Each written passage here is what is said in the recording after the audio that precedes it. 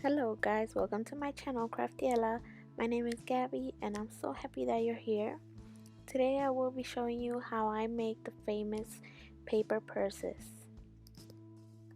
This is a 12 by 12 pattern paper from the Blush Glam paper pack by Craftsmith, and we're going to put it in the scoreboard with the part that we want being the front on the top. So we're going to score it at 3 1/4, and this is the top. 8 3/4, so that's the front, and we're going to rotate it 90 degrees and we're going to score it at 3/4,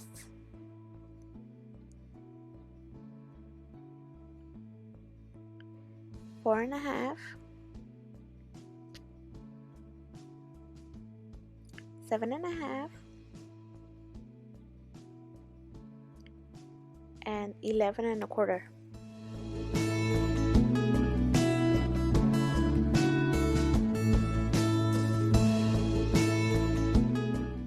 So here I have the part that I want to be the front and the top, and I'm just gonna fold the flaps on the side inwards, just so that it could be easier for you guys to see where I'm going to make the cuts.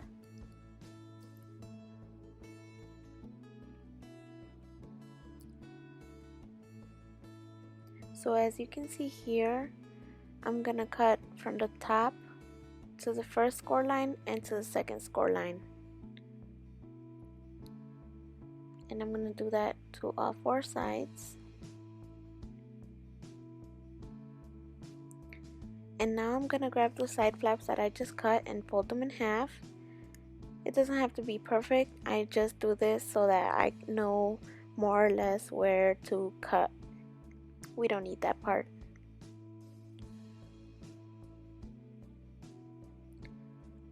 These go off to the scrap bin.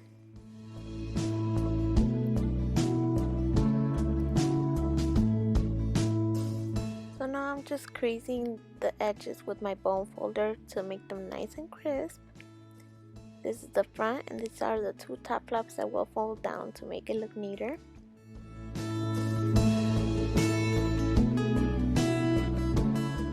So I really wanted to take my paper purse to the next level by adding some real stitching, and for that I will be using the Cricut piercing mat and the piercing tool. Here it is.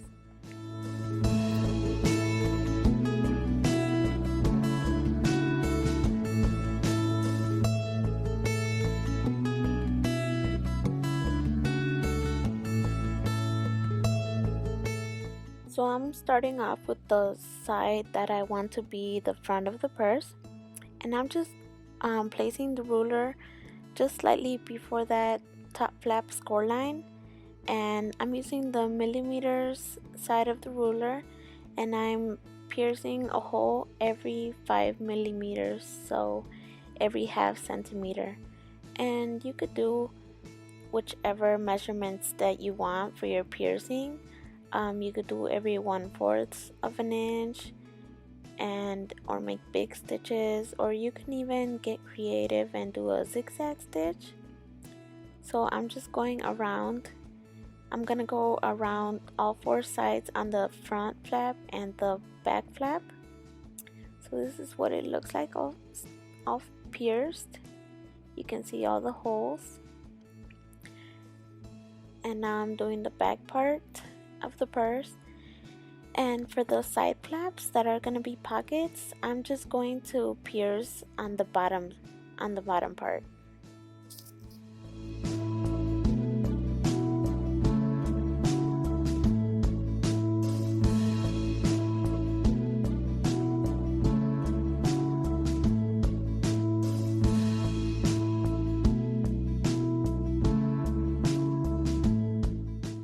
So this is what it looks like all pierced, and for the stitching I'm using this craft thread in that light pink color, and I have around 2 feet of thread threaded into my needle, and I usually start off in the bottom corner where you can't see any imperfections, and it would be easier to glue down the loose ends when you do it like in the bottom corner. So I will be doing what is called a straight stitch, and all I'm doing is going up and down in each of the holes. So that's the easiest stitch that you guys can do, but like I said, you could do any kind of stitch that you want in your purses, and each purse that we do is going to be unique depending on how we do different things.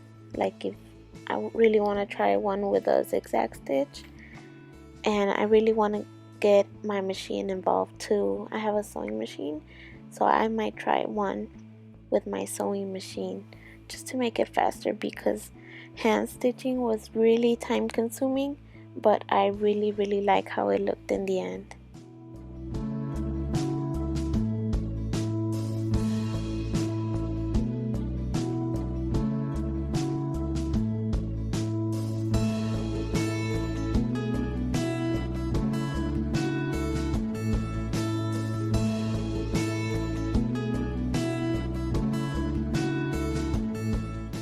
So here is all the stitching that I've done, and I really like how it looked. And for the loose ends, I just glued them down and put a piece of cardstock on top of them, and this is gonna be the inside, so it doesn't really matter.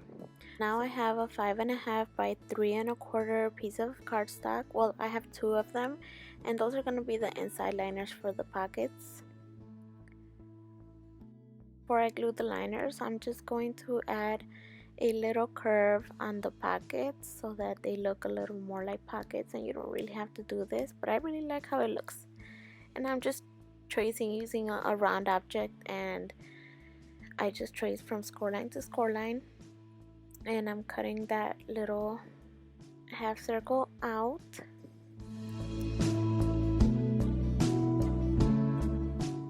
So now I'm getting ready to glue down the liners, and for that I just put some adhesive like in the middle of the side flaps, and I glue down one of the sides, and then you have to pull the cardstock so that the bottom part becomes curved, and then you glue it down, and you'll see how it's curved.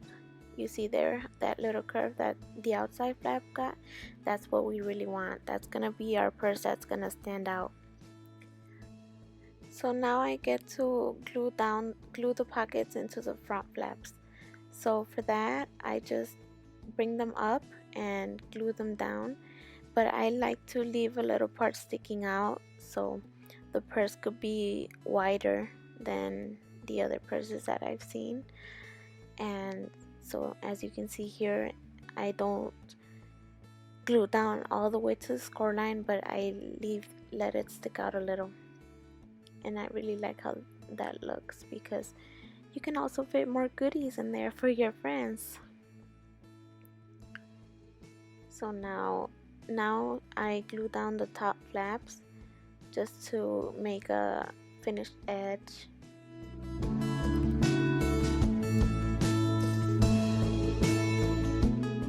And here I just like to cut out these little corners that stick out. I don't know why. Sometimes they stick out and sometimes they don't. Sometimes they're really flush against the side pockets, but I just like to give them a more finished look. So here we have two pockets, and our main purse, the main base, is assembled. So now it's time to decorate it. So now you will need two 11 by 1 inch pieces of cardstock for the handles, and we're going to fold them in half starting in the middle, and don't go all the way to the end, just leave like an inch or an inch and a half not scored, and this is going to be for the handles. So I just crease it really nice with my bone folder, and then glue it down, glue it together, and then curl it so that it has a nice natural curl when you go and glue it into the purse. And so I rounded the edges, and I'm here just trying to flatten down the ends just so they're easier to glue into the purse. And so it's a lot easier if you pearl, if you round the edges before you fold your handle. And I really like the folded handle instead of the not folded handle on the paper purses. I think it gives a more realistic look. So here I'm just placing some glue on the ends, and I'm gonna put it in the front flaps and the back flap of the paper purse.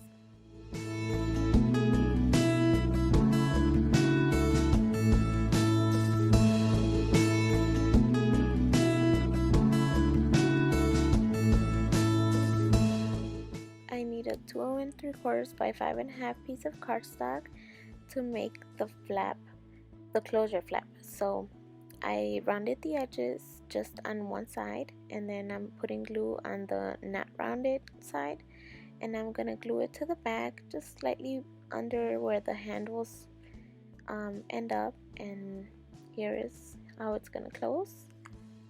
And I wanted to take it one more step forward with this 1" by 7" piece of cardstock, and this is gonna be a belt buckle closure thing, and I also wanted to give that part some stitching. So I'm doing the exact same method, stitching every 5 millimeters on both sides, and then I'm going to just round the last edge so that it's a round belt.